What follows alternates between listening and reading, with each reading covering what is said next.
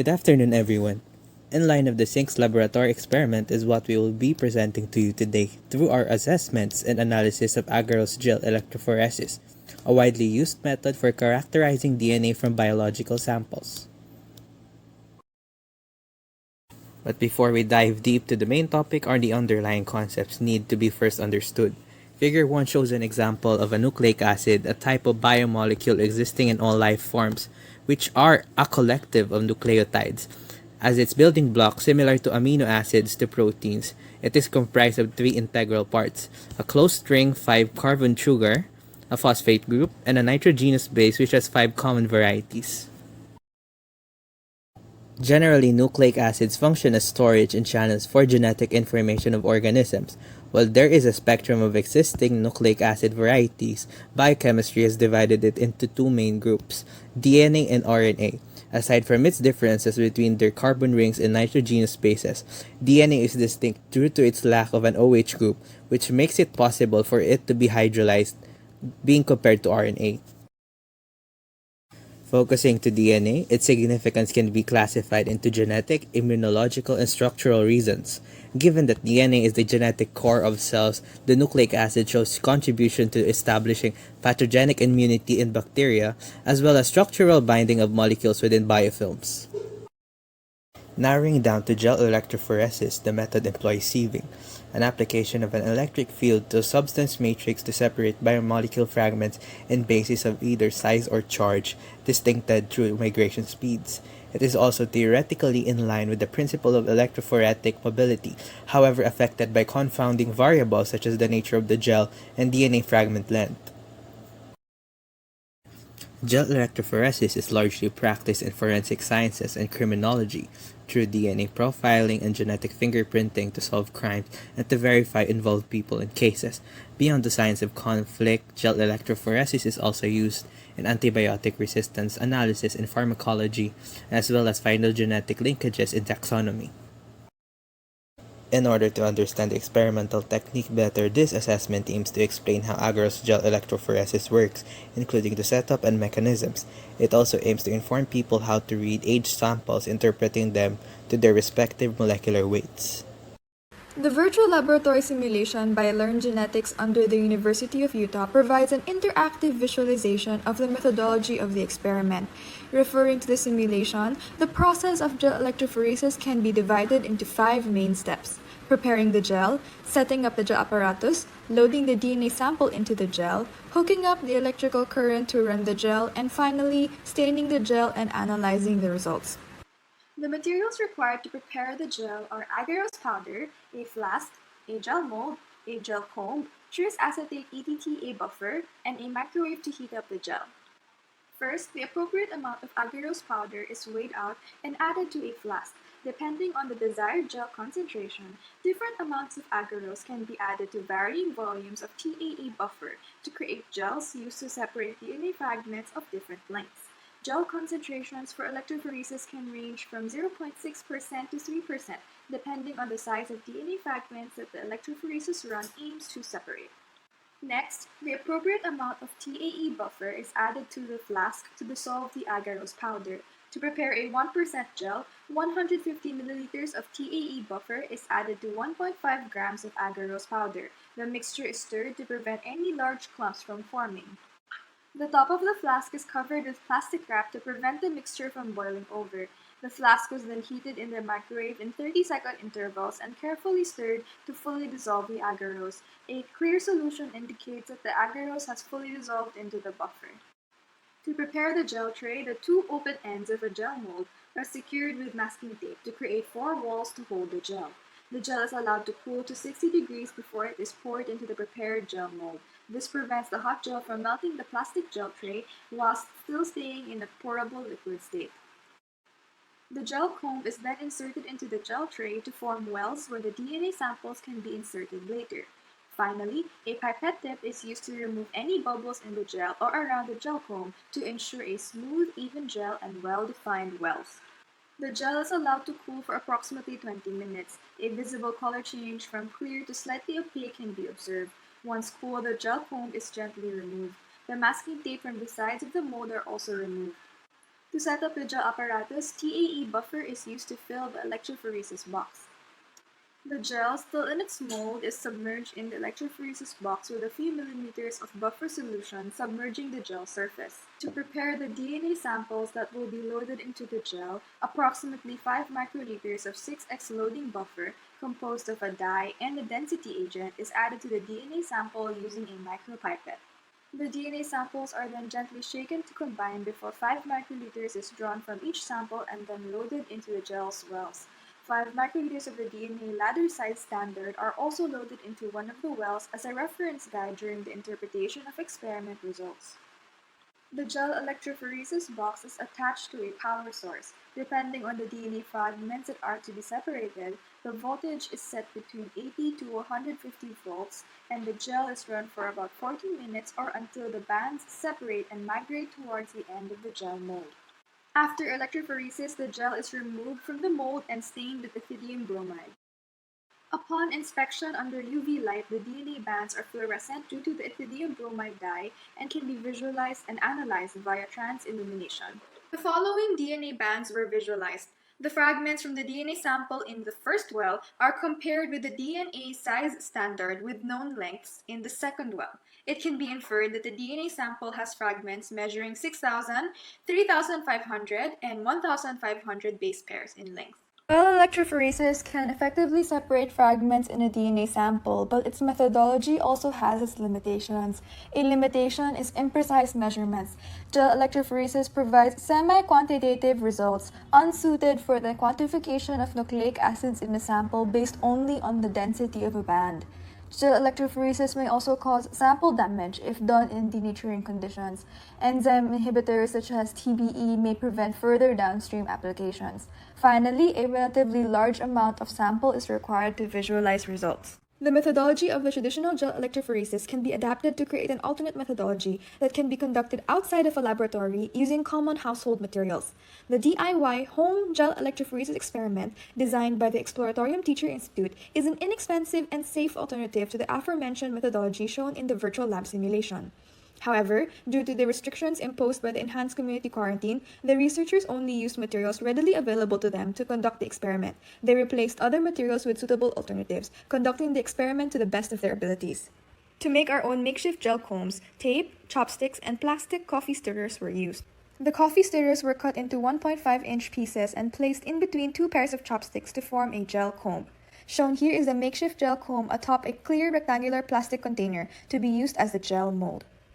In place of the TAE tank and gel buffer, 0.2% sodium bicarbonate buffer was prepared by using baking soda as a source of ions to carry the electrical charge. 1 gram of baking soda is stirred into 500 milliliters of distilled water to create the buffer. In the absence of both agarose and agar-agar, gelatin was used to make the gel. The gelatin was prepared according to packet instructions, combining a 7-gram sachet and 250 milliliters of sodium bicarbonate buffer. The gel was heated in the microwave until fully dissolved. Once cooled to 60 degrees Celsius, the gelatin was poured into the gel mold and the gel comb was placed into the gelatin. The gel mold was filled until the edges of the comb were submerged by about 0.5 centimeters of gelatin. The setup was allowed to set in the refrigerator untouched for 2 to 3 hours. In the absence of DNA samples, dyes are instead separated into their respective components during agarose gel electrophoresis. Fountain pen ink was used in the absence of food coloring that can be found in grocery stores. Both substances are water-based dyes that contain similar coloring agents. Inks, however, contain additional surfactants, pH modifiers, and biocides to prevent mold growth. Nevertheless, inks are also used and studied in electrophoresis applications, as their components can be separated. 5 colors were used in the experiment: red, blue, yellow, green, and purple. In place of the 6x loading buffer that contained a density agent, a few drops of glucose syrup were mixed into each of the samples. A syringe needle was used to draw and insert the samples into the gel, in the absence of a micropipette. To set up the gel apparatus for electrophoresis, the gel comb was gently removed from the mold. Strips of gel near the ends of the container were cut out and removed to make room for the copper wire electrode. The same sodium bicarbonate buffer used to make the gelatin was used to fill the gel tray and submerge the surface of the gel. Approximately 5 microliters of the prepared ink sample was injected into each well using a needle syringe. To create a power source, 5 9-volt batteries were connected together in a series to create a 45-volt power source. 0.51mm copper wire was used as the electrodes. Alligator clips were used to attach the batteries to the copper wire electrode. Sections of the wire that are to be submerged in the buffer were stripped of their insulating coating to ensure the conduction of the electrical charge. The negative terminal of the batteries was connected to the electrode near the wells, while the positive terminal of the batteries was connected to the electrode farthest from the wells. Once all the electrodes were connected to the power source, bubbles formed around the side of the gel mold and near the electrode, indicating the run has started. The gel was run for approximately 15 to 20 minutes. Shown in figure 28 is a gel setup after 15 minutes of electrophoresis. In the researchers' experiment, there was no clear separation of the ink fragments and no migration of the ink samples. However, partial separation was observed during the electrophoresis run. Figure 29 shows the partial separation of the green ink sample into blue and yellow bands, while Figure 30 shows the partial separation of the purple dye into blue and purple components. Although the dye was run for an extended period of time, no migration and separation was observed. Theoretical results of the experiment show the supposed separation of the dye components into individual bands based on their sizes. Shown in figure 8 is the supposed gel setup after a successful electrophoresis run, with blue, red, and yellow bands. The theoretical setup indicates that the blue dye molecules are largest, with a shorter distance of migration, whilst yellow dye molecules are the smallest, migrating down the farthest. Analyzing the actual home experiment conducted, the researchers identified 3 main sources of error that contributed to the lack of band separation and migration. These are unsuitable alternatives to the required materials and reagents for the experiment. First, gelatin. Limited by the restrictions imposed by the ECQ, the researchers were unable to acquire agar-agar or agarose powder, instead using gelatin from their pantries. Gelatin has a higher melting point compared to agar. Despite increasing the gelatin concentration, it begins melting at room temperature, becoming difficult to work with. Electrophoresis cannot be properly run as the gel melts within 10 minutes of the run, due to the summer heat and the heat generated by the electrode current. Thus, the ink samples are unable to properly migrate through the melted gelatin and separate into individual bands. Second, the 0.51mm copper wire electrode used may not be suitable for electrophoresis. As the researchers only had access to this type of wire, it was used in the AGE. Although the wire carries the electrical current indicated by the formation of bubbles, the wire may be too thin to carry enough voltage to separate the ink components. Shown in the image, the wire was corroded within a few minutes of electrophoresis. The electrophoresis run was cut short when the wire broke in half due to corrosion. A thicker stainless steel wire would be more suitable for AGE, able to carry greater voltage and withstand corrosion. Finally, food coloring may be a better alternative to ink, as its components can be better separated by electrophoresis. The tank buffer used in the virtual lab was 1,X trisacetate EDTA buffer, or TAE for short. This tank buffer provides ions to carry electric current through the gel and maintain the pH and temperature of the system to prevent hydrolysis and denaturation. The tris and acetate in the buffer are the base and weak acid components of a buffer, while EDTA is a chelating agent that sequesters the valent ions, such as magnesium, a cofactor of the oxyribonuclease enzymes. Thus, it inhibits enzyme activity. The buffer is prepared with distilled deionized water to remove any electricity-conducting ion contaminants and ensure a precise measurement of buffer conductivity. If the buffer is too conductive, the system will heat up, the gel will melt, and the DNA will be denatured. If the buffer is not conductive enough, the DNA will take too long to migrate through the gel.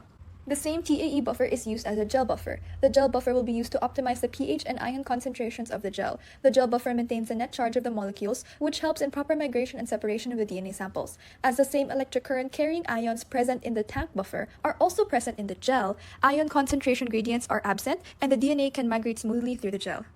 Agarose is a linear polysaccharide that forms a gel when mixed with water. It is commonly available in powdered form and resolidifies when mixed with the buffer liquid and heated.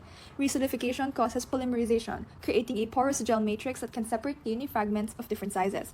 Compared to polyacrylamide, another gel used in electrophoresis, agarose can separate larger DNA fragments and is easier to prepare.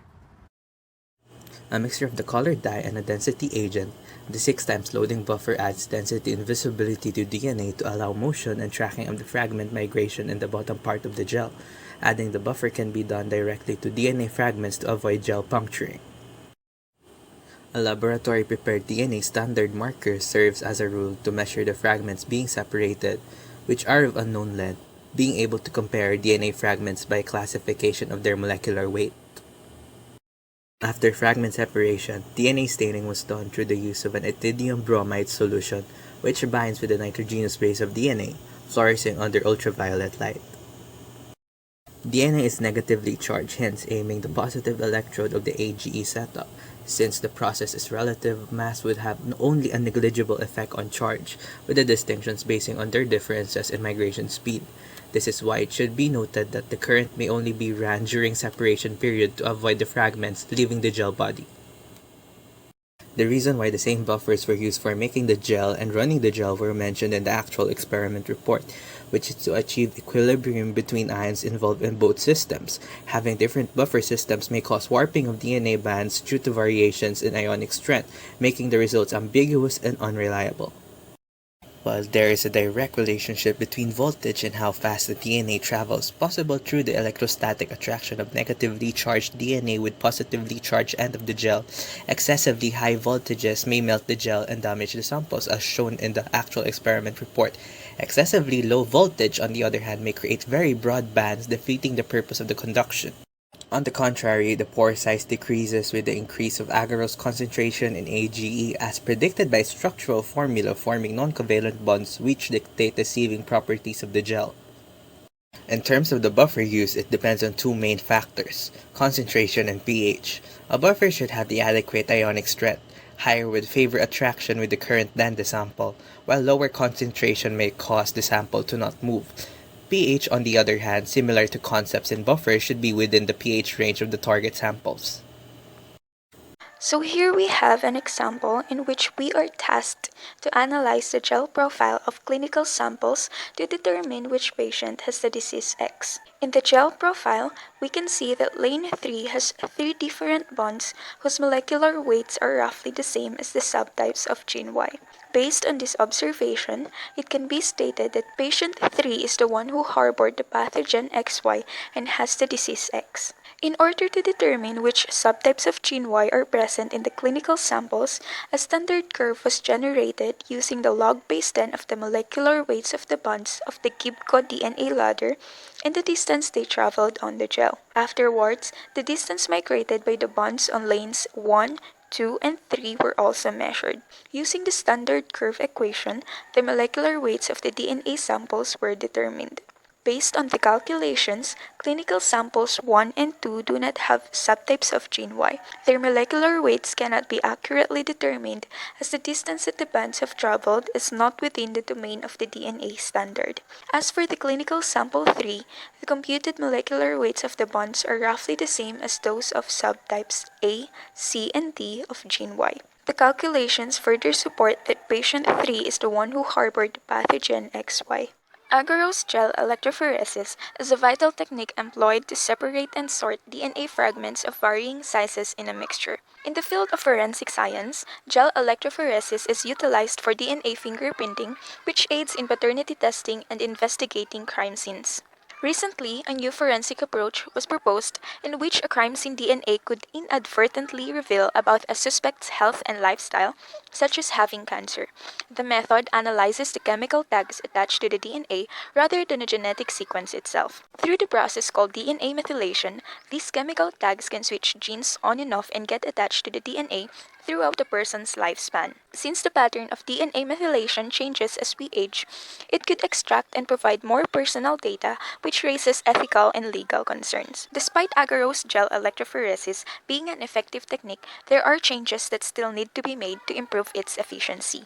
In a preliminary study, cornstarch was suggested as an alternative for agarose due to the latter being expensive and unavailable in developing countries. The study was able to produce positive results, but further optimization of the protocol is needed to arrive at a definite conclusion.